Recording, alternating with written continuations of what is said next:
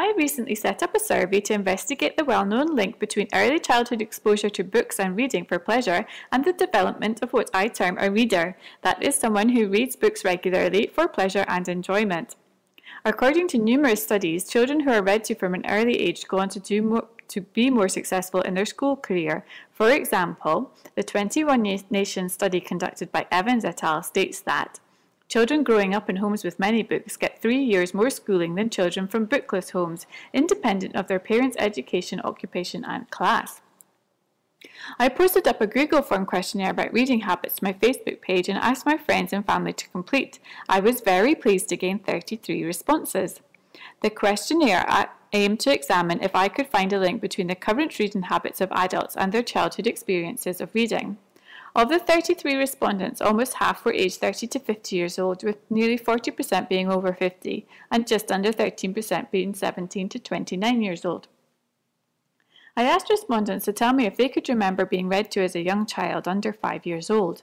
90% of respondents said that they did remember this. Lots of family members were mentioned as taking part in this reading process, from mums and dads to grands, aunties and older siblings. It seems that for my respondents, reading to children was a real family affair.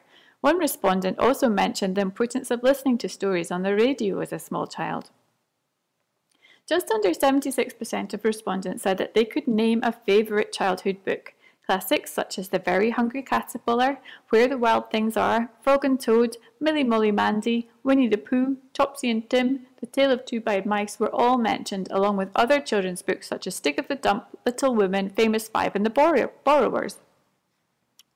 Just under 89% of respondents said that they remember their parents or other important adults reading within their home as a child.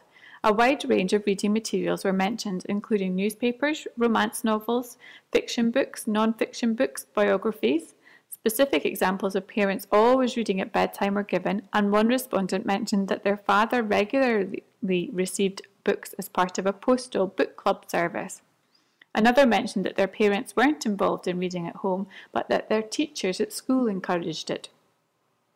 Interestingly, a significant percentage of respondents were unsure if they liked the books they were given to read during elementary school, with 30% being unsure.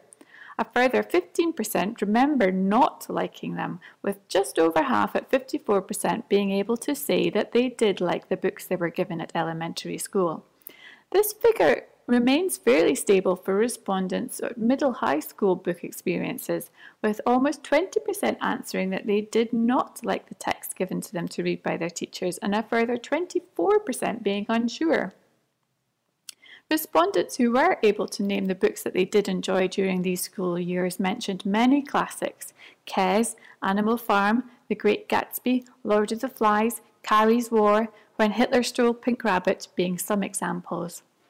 My penultimate question was to ask whether respondents considered themselves to be a reader now.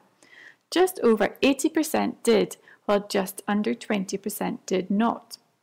Reasons given for not being a reader were a difficulty reading due to dyslexia, a lack of time, reading only for required information rather than pleasure, preference for films, and a difficulty getting the motivation to read.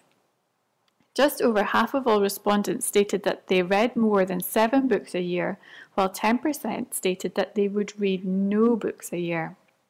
It is interesting that 90% of respondents were read to as a small child.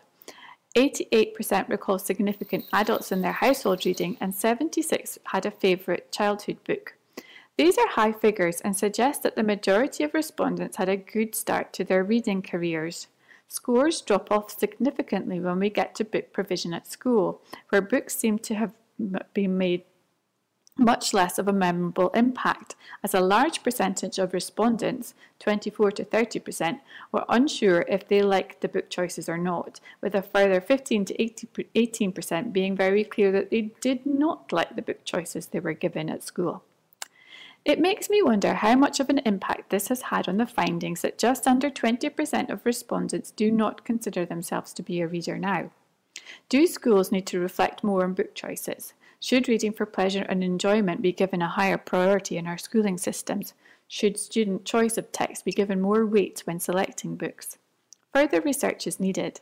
It is created using Powtoon.